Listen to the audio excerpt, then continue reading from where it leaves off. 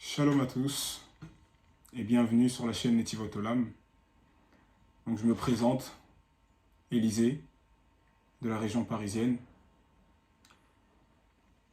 Je fais cette vidéo que j'ai intitulée « Pourquoi suis-je sorti ?» Pourquoi suis-je sorti? Sorti de quoi? Avant de comprendre pourquoi est-ce que je suis sorti, bien sûr, il faut comprendre de quoi suis-je sorti. Alors, il y a deux éléments, deux choses dont je voudrais parler dans cette vidéo, desquelles je suis sorti et donner le pourquoi. Premièrement, je suis sorti du christianisme. Pourquoi est-ce que je suis sorti du christianisme? Il faut bien expliquer. Plus exactement, je dirais que je suis sorti du christianisme évangélique. Non que j'agrée les autres formes de christianisme, mais je n'ai connu que le christianisme évangélique. C'est la raison pour laquelle je ne parle que du christianisme évangélique. Mais je sais également, en étudiant les doctrines qui sont prêchées dans les autres formes du christianisme, que le christianisme en général est une déviation de la doctrine biblique. C'est la raison pour laquelle je suis sorti du christianisme.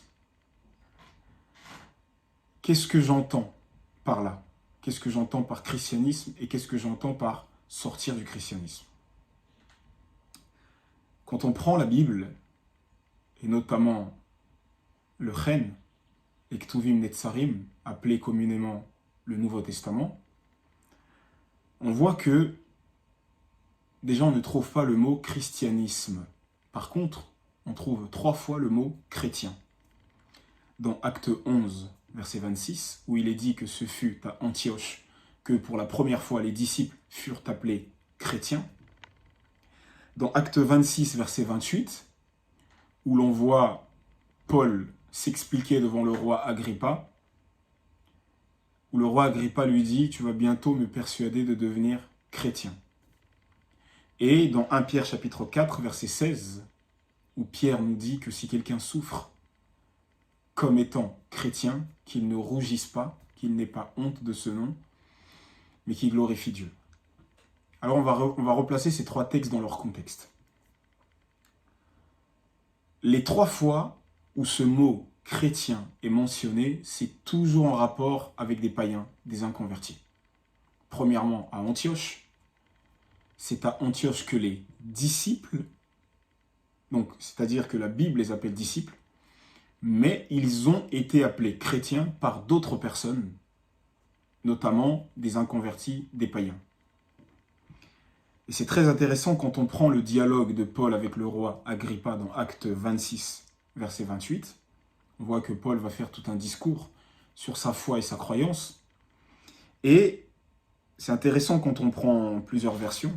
Bien sûr, la plupart des versions traduisent la réponse de Paul comme étant que ce soit maintenant ou que ce soit plus tard, plaise à Dieu que non seulement toi, mais aussi tous ceux qui m'écoutent deviennent comme moi, à l'exception de ces liens. Mais ce qui est très intéressant, c'est que Paul, en quelque sorte, détourne sa réponse. Il ne dit pas « plaise à Dieu que non seulement toi, mais également tous ceux qui m'écoutent deviennent chrétiens », mais qu'ils soient comme moi, à l'exception de ces liens. Alors, ce qu'on peut constater dans cette réponse de Paul, c'est que Paul ne dit pas que, il ne dit pas à Agrippa, plaise à Dieu que tu deviennes chrétien. Il dit que tu deviennes comme moi, non seulement toi, mais tous ceux qui m'écoutent à l'exception de ces liens. C'est très intéressant quand on lit ce texte dans la version de la Martin 1744, il est dit ceci, et Paul lui dit, je souhaiterais devant Dieu que non seulement toi, mais aussi tous ceux qui m'écoutent aujourd'hui, deviennent non seulement à peu près, mais parfaitement tel que je suis, hormis ces liens. Donc Paul émet un souhait, un vœu, que tous ceux qui l'écoutent soient non seulement à peu près, mais parfaitement tel qu'il est, à l'exception de ces liens. Et c'est une réponse qui est donnée à la phrase d'Agrippa qui dit « Tu vas bientôt me persuader de devenir chrétien ». Et Paul ne dit pas « deviens chrétien », il dit non, « deviens non à peu près, mais parfaitement comme moi ». Maintenant, on va lire ça dans la version Darby. La version de Darby, elle est intéressante aussi.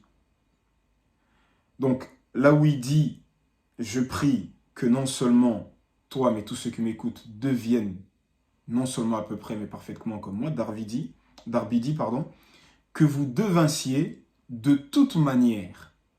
Donc là où il dit parfaitement, Darby traduit, de toute manière, au pluriel, tel que je suis, à l'exception de ces liens. Donc le souhait de Paul, pour ceux qui l'écoutaient, c'était qu'il devienne tel qu'il est.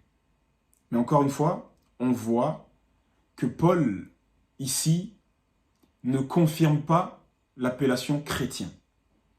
Ça, c'est le premier point.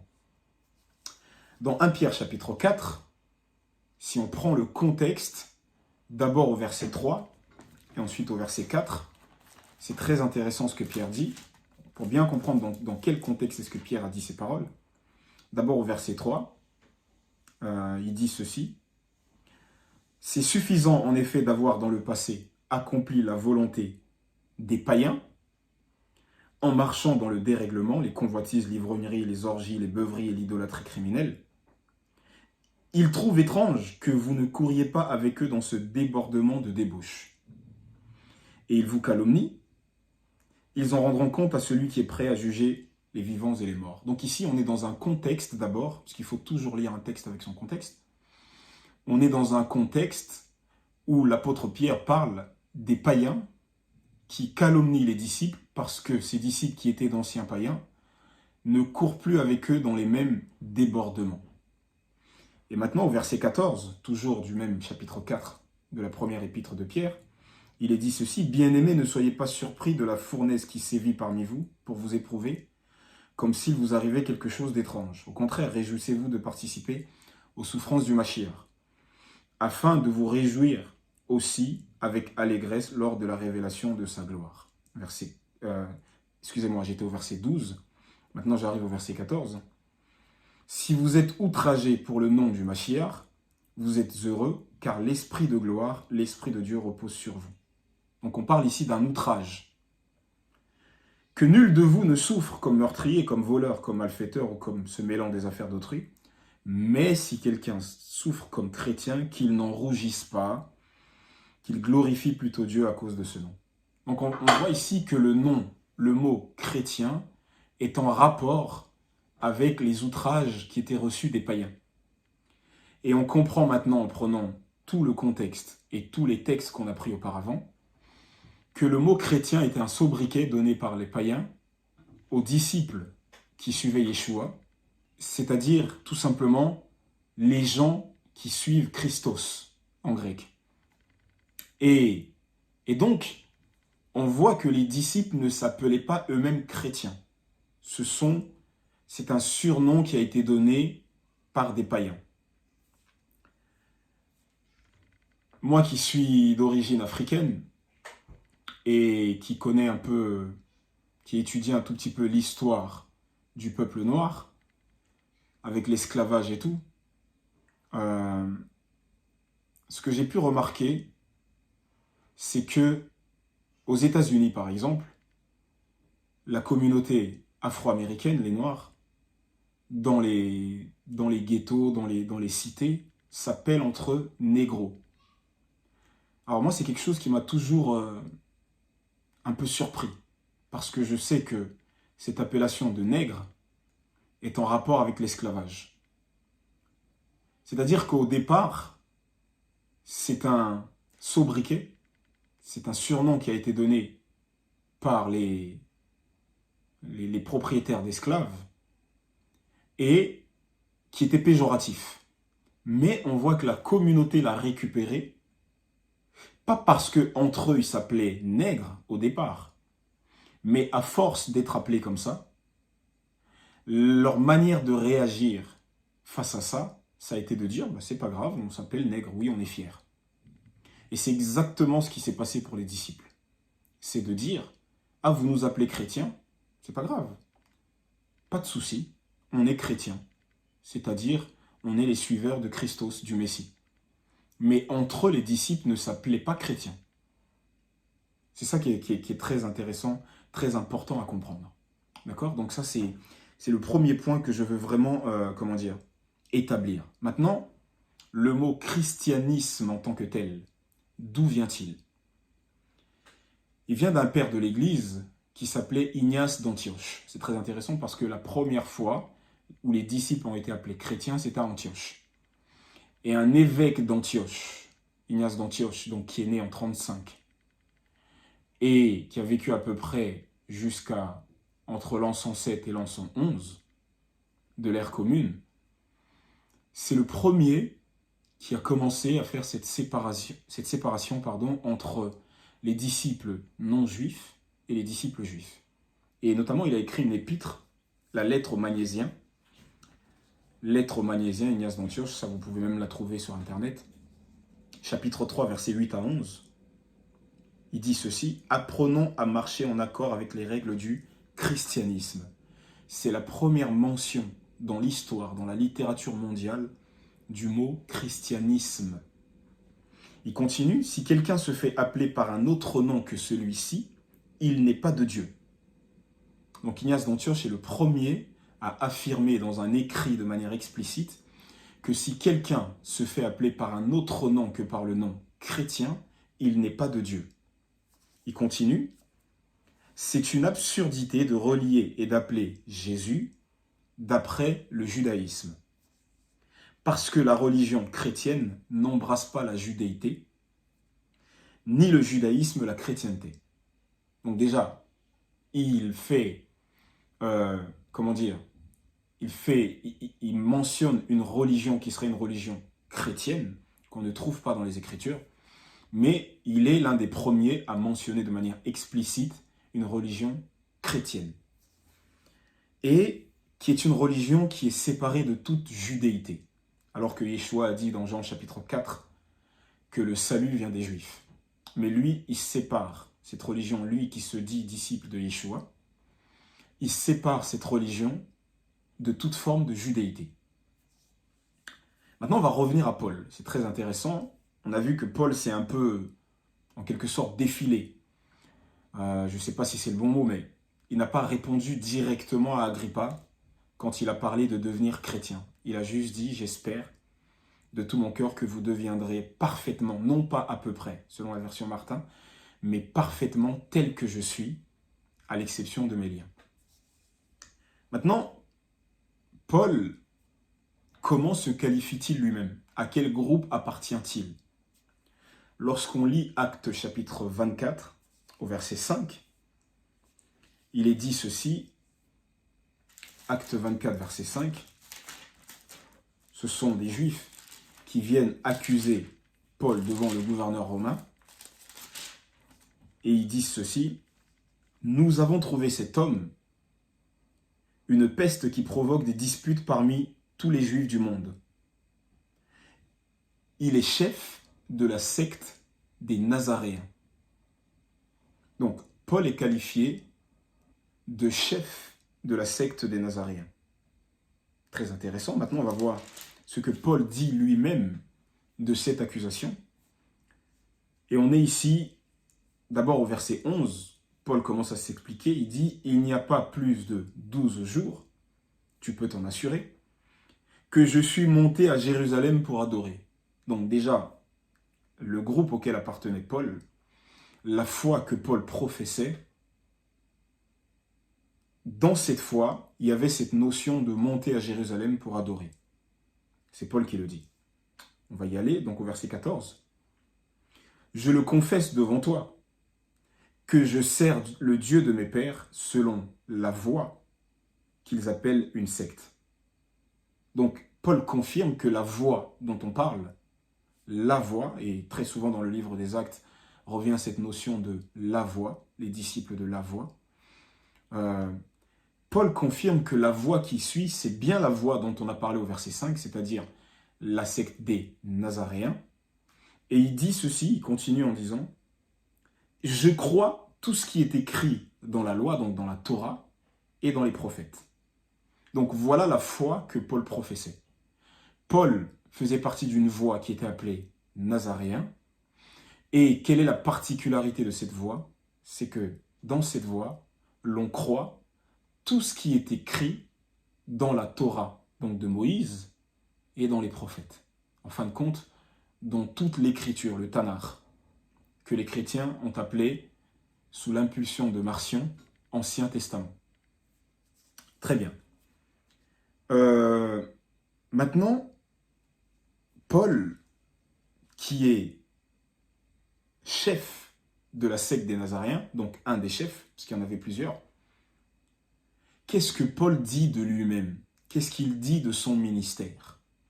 Dans 1 Timothée chapitre 2, versets 5 à 7, Paul nous répond. 1 Timothée chapitre 2, versets 5 à 7. Donc il dit ceci.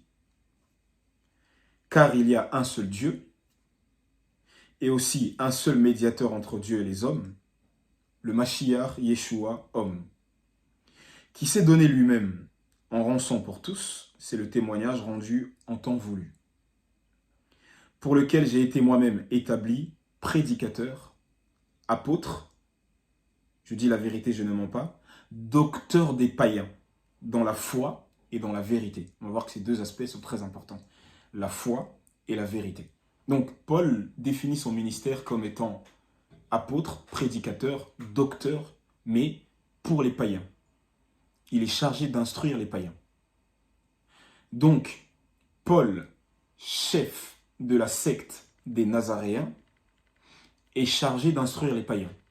Donc, ça veut dire que les païens font aussi partie de la secte des Nazaréens. Je vais reprendre 2 Timothée, chapitre 1.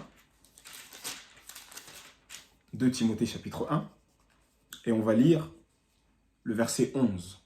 Paul s'adresse toujours à Timothée en disant « C'est pour cet évangile que j'ai été établi prédicateur, apôtre et docteur. » Donc, Paul, il dit ici qu'il est établi prédicateur, apôtre et docteur. Et encore une fois, il vient et il ajoute pour les païens. Dans certains manuscrits, il n'y a pas pour les païens. Dans d'autres manuscrits, il y a pour les païens. Donc, il ajoute pour les païens. Donc, Paul confirme encore une fois que son ministère est tourné vers les païens. Mais il est qualifié chef de la secte des Nazaréens. Donc, un chef de la secte des Nazaréens est forcément prédicateur, apôtre et docteur des disciples nazaréens. Et pourquoi je dis ça? Je dis ça parce que dans un certain christianisme, vous avez une branche qui dit revenir aux racines de leur foi et qui fait une nuance subtile entre les Nazaréens. Donc, ils reconnaissent que les premiers disciples s'appelaient Nazaréens, mais ils font une nuance subtile entre Nazaréens et chrétiens, en disant que la branche des premiers disciples qui s'appelaient Nazaréens, c'était les Juifs, donc les Judéens, et la branche des premiers disciples qui s'appelaient chrétiens, c'était les non-juifs. Mais on voit que la Bible ne fait pas cette différence. Les Nazaréens, c'était aussi bien les Juifs que les non-Juifs. Et le mot chrétien qui leur a été donné uniquement par des inconvertis. Donc ça, c'est très important. Maintenant, Paul a dit qu'il était chargé d'instruire les païens dans la foi et dans la vérité. 2 éléments. Alors, la foi, on sait ce que c'est. La foi en Yeshua. On prendra tout à l'heure 2 passages qui vont nous confirmer encore ces 2 éléments. Et la vérité, qu'est-ce que c'est? Alors là, c'est le psaume 119 qui va nous répondre. Le psaume 119. Et on va lire d'abord le verset 142 pour définir ce que c'est que la vérité. Psaume 119, verset 142. Il est dit ceci. Ta justice est une justice éternelle. Et ta Torah est la vérité. Ta loi est la vérité. Donc la vérité, c'est la Torah, nous dit le psaume 119. Mais ce n'est pas fini. Pourquoi est-ce que c'est important le 2e passage que je vais donner? Parce qu'un certain christianisme vous dirait, oui bien sûr, la vérité c'est la Torah. Oui bien sûr, la Torah n'est pas abolie. Mais ferait cette différence subtile qui a été faite pour la première fois par Calvin entre loi morale, loi civile, loi cérémonielle. Et donc oui, la Torah n'est pas abolie, mais les lois cérémonielles sont abolies. Alors on fait un tour de passe-passe dans le christianisme qui n'est basé sur rien, qui repose sur du vent. Donc le psaume 119, verset 142 nous dit « Ta justice est une justice éternelle et ta Torah est la vérité. » Deuxième verset, verset 151. Il est dit ceci, « Tu es proche, ô Éternel, et tous tes commandements sont la vérité. » Tous tes commandements, ça veut dire qu'on n'exclut aucun commandement. Donc qu'est-ce que la vérité? La loi et tous les commandements. Ce sont ces deux éléments qui forment la vérité. Et donc, ajoutez à cela Jean 14, verset 6, Yeshua dit « Je suis le chemin, la vérité et la vie ». Donc, qu'est-ce que la vérité? C'est la Torah, tous les commandements qu'elle contient, et Yeshua, qui est le messager fidèle de cette Torah et tous les commandements qu'elle contient. Et lorsque Paul nous dit qu'il est chargé d'instruire les païens dans la foi et dans la vérité, qu'est-ce qu'il est en train de nous dire? Qu'il est chargé d'instruire les païens dans la foi, dans le Mashiach, Yeshua, et dans le respect de la Torah et de tous les commandements qu'elle contient. Voilà ce que Paul nous dit. Paul, chef de la secte des Nazaréens, qui a dit là-bas auparavant qu'il croit tout ce qui est écrit dans la Torah et dans les prophètes.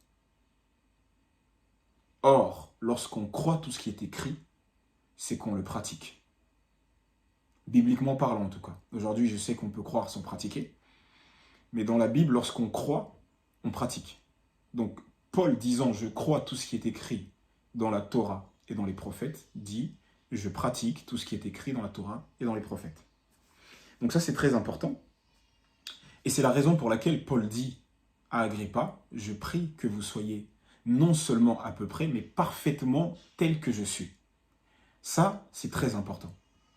Et Paul va le répéter encore dans 1 Corinthiens chapitre 11, verset 1, en disant « Soyez mes imitateurs, comme je le suis moi-même du Mashiach ». Donc Paul imitait le Mashiach, et Paul demande aux disciples corinthiens, qui pour la plupart sont des non-juifs, des Grecs, bien qu'il y avait aussi des juifs à Corinthe qui avaient cru, mais la plupart sont des non-juifs, Paul dit « Soyez mes imitateurs ». Il demande à des non-juifs d'être ses imitateurs. Alors, qu'est-ce que ça veut dire, être les imitateurs de Paul? Actes chapitre 21, verset 24, nous dit ceci. Jacques va demander à Paul, sur qui on a fait courir des rumeurs, qu'il enseignait aux Juifs à renoncer à Moïse et à la Torah, et à la circoncision. Jacques va demander à Paul, qui avait fait un vœu de Naziréen, de se purifier, parce que son vœu était arrivé à son terme, et qui devait offrir le sacrifice qui est prescrit dans Nombre chapitre 6. Et Jacques va demander à Paul, de prendre avec lui d'autres personnes de la communauté qui avaient aussi fait un vœu, d'aller se purifier, de pourvoir à leurs dépenses, afin que tous sachent, et non pas tous croient. Ça, c'est très important. Parce que dans un certain christianisme, on nous laisse entendre que Paul n'était pas d'accord, mais il a fait ça pour se faire tout à tous. Ça aurait été de la dissimulation, du mensonge. Non, afin que tous sachent, ça veut dire que c'est vrai, que ce qu'ils ont entendu dire sur ton compte est faux, et que toi aussi, tu te conduis en observateur de la Torah. Donc, Paul était observateur de la Torah. Ça, c'est très très important. Et lorsque Paul dit « Soyez mes imitateurs », ça veut dire qu'on doit l'imiter dans tout. Dans sa conduite, dans son enseignement. Et forcément, si on doit l'imiter dans sa conduite, on doit être observateur de la Torah. Or, le christianisme prêche que la Torah est abolie. Le christianisme prêche que la loi, c'était ancien, c'est dépassé. Nous ne sommes plus sous la loi, nous sommes sous la grâce. Et dans le christianisme, lorsque quelqu'un va se tourner vers le Seigneur, qu'est-ce qu'on va lui dire? On va lui dire, commence par lire Matthieu, Ne lis pas l'Ancien Testament parce que c'est trop difficile, c'est trop compliqué à comprendre. Comment méditer la parole? C'est une question que vous me posez assez souvent. Alors, comment on fait pour méditer la Bible? On commence par quoi? La parole de Dieu est séparée par un Ancien Testament et un Nouveau Testament. La Bible dit « Une femme est liée à son mari pendant qu'il vit, mais s'il meurt, elle est dégagée de la loi qu'il associe à son mari. » Donc elle pourra se remarier. Tout simplement, Christ est mort pour nous dégager de l'Ancien Testament. Et il l'a accompli. Par exemple, dans l'Ancien Testament, nous voyons les sacrifices, nous voyons des fêtes, nous voyons différentes manières d'être expiés de nos péchés, d'être pardonnés de nos péchés. Et bien Christ, lui, est le dernier sacrifice, tout simplement. Il s'est fait mort pour accomplir toute la loi. Amen. Donc, je pense que pour un nouveau converti ou quelqu'un qui n'est pas très mature dans les choses de Dieu, je l'encourage à commencer par le Nouveau Testament parce que tout ce qui est dans l'Ancien est un petit peu compliqué, je dirais, pour une personne qui vient de commencer. Si tu lis les histoires de tabernacle, l'expiation des péchés dans Lévitique 14, la sortie d'Égypte de Moïse, ça peut paraître bien, mais tu ne pourras peut-être pas voir l'aspect spirituel et qui te concerne en fait en lisant. Donc pour moi, c'est vraiment important de commencer par l'évangile, ensuite de continuer par Actes des Apôtres, ensuite de demander à ce que le Saint-Esprit puisse t'enseigner les Écritures afin que tu puisses en fait comprendre dans l'Ancien Testament en quoi Christ a accompli la loi. Et comme le dit un frère que je connais, alors d'accord, commençons par Matthieu. Alors quand on commence par Matthieu, par quoi commence-t-on? On commence par la généalogie de Matthieu. Et il y a une liste quasi interminable de noms. Et alors ce frère fait un test à tous ceux qui disent ça. Il dit d'accord, à chaque fois que tu vas t'arrêter sur un nom, tu vas me dire qui c'est ce personnage. Généalogie de Yeshua Mashiach, fils de David, qui est David? Fils d'Abraham, qui est Abraham? Abraham a engendré Isaac, qui est Isaac? Etc. Donc il fait ce test-là jusqu'à tous les noms, et on arrive toujours à la même conclusion. Les nouveaux convertis ne savent pas qui sont ces personnages. Pourquoi? Parce qu'ils ont commencé à lire la Bible à Matthieu. C'est comme quelqu'un qui achète un livre et qui commence à le lire au milieu. Il ne va rien comprendre. C'est exactement la même chose. Ou quelqu'un qui achète une place de cinéma, il sait que le film commence à 14 h et qu'il finit à 16 h, et lui, il arrive à 15 h 20. C'est complètement absurde, mais c'est ce qui se passe dans le christianisme. Pourquoi? Parce que sous l'impulsion des pères de l'Église, on a considéré que la Torah était abolie, allant ainsi à l'encontre de ce que Yeshua lui-même a dit, de ce que les apôtres ont dit. Et c'est la raison pour laquelle j'ai quitté le christianisme évangélique. Et ce christianisme évangélique s'appuie aujourd'hui sur des prétendus miracles, des prétendues manifestations du Saint-Esprit pour combler le vide. Parce qu'il y a un vide effectivement dans les églises évangéliques. On prêche aux gens de craindre Dieu, mais on ne définit pas ce que c'est que craindre Dieu. On prêche aux gens que Yeshua est mort pour les péchés, donc forcément pour ne plus qu'on pêche, parce que selon Jean 1, 29, il est l'agneau de Dieu qui ôte le péché du monde. Et d'ailleurs, Yeshua disait lui-même à chaque fois qu'il guérissait quelqu'un, ou qu'il pardonnait quelqu'un, va et ne pêche plus. Et dans les églises, on va prêcher cela. Mais par contre, on ne définit pas ce qu'est le péché. Or, il est écrit dans 1 Jean chapitre 3, verset 4, « Le péché, c'est la transgression de la Torah. » Donc, qu'est-ce que le péché? C'est la transgression de la Torah. Donc, si Yeshua est venu ôter le péché, il est venu ôter la transgression de la Torah. C'est-à-dire qu'il est venu nous aider à pratiquer la Torah. Et c'est ça la grâce. Qu'est-ce que la grâce? C'est la force que Dieu nous donne pour pratiquer la Torah. Psaume 119, verset 29. « Accorde-moi la grâce de suivre ta loi, de suivre ta Torah. » Donc la grâce, c'est la force que Dieu nous donne pour pratiquer la Torah. Et on comprend mieux le passage de Jean chapitre 1, verset 17 à 18. La Torah a été donnée par Moïse. La grâce et la vérité sont venues par Yeshua. Pourquoi? Parce que la Torah a été donnée par Moïse, mais à cause du cœur de l'homme, aucun homme n'a pu pratiquer cette Torah entièrement sans jamais violer un seul commandement. Et c'est ce que dit l'Ecclésiaste, dans Ecclésiaste chapitre 7, verset 20. Il n'y a pas un homme juste sur terre qui fasse le bien et ne pêche pas. Donc même les hommes les plus justes, les plus pieux, ont péché au moins une fois contre la loi. Donc forcément l'ont transgressé. C'est ce que nous dit Jacques dans Jacques chapitre 2, verset 10. Si tu pèches contre un seul commandement de la loi, tu pèches contre toute la loi. Et donc, cette vérité qui est la Torah, qui a été donnée par Moïse, n'ayant pas pu être pratiquée comme il se doit, non à cause de l'imperfection de cette loi, puisque cette loi est parfaite, nous dit le psaume 19, verset 8. Elle restaure l'âme, mais à cause de l'imperfection du cœur de l'homme, Yeshua vient pour réaliser cette œuvre expiatrice, pour purifier le cœur de l'homme, mais dans le but qu'il pratique cette loi. Et ça, c'est la grâce. Vous voyez? Et le christianisme a tourné le dos à cela. Et c'est la raison pour laquelle les églises aujourd'hui sont dans un état lamentable. Et c'est la raison pour laquelle j'ai quitté le christianisme, et notamment le christianisme évangélique. Et lorsqu'on pose des questions à certains pasteurs, pourquoi est-ce qu'il est écrit partout dans la Torah que telle loi sera une loi perpétuelle pour eux et pour leurs descendants? Ils répondent par des tours de passe-passe que perpétuel, en fin de compte, ne signifie pas perpétuel. Voilà. Excuse-moi, mais comme je lis dans Lévitique, c'est une loi perpétuelle. Bien évidemment. Perpétuelle, c'est Je suis tout à fait d'accord avec toi, mon frère.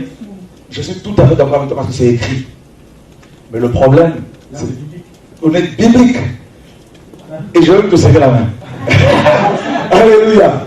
Alors, je vais te montrer beaucoup d'autres lois qui étaient perpétuelles. La dîme, loi perpétuelle. L'observance de Shabbat, loi perpétuelle. Et le fait d'aller prier à Jérusalem, loi perpétuelle. En fait, quand Dieu dit que c'est une loi perpétuelle, qu'est-ce qu'il entend par là? Dieu n'a pas le même langage que nous. Quand Dieu donne la loi à Moïse, il lui dit bien sûr, ces lois cérémonielles étaient perpétuelles pendant tout le temps de l'âge de la loi, bien évidemment.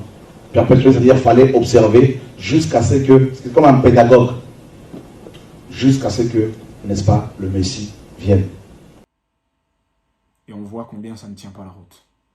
Et c'est la raison pour laquelle j'ai quitté le christianisme évangélique. Et j'exhorte tous ceux qui veulent craindre le Seigneur, tous ceux et celles qui veulent craindre le Seigneur, à faire de même. À faire de même.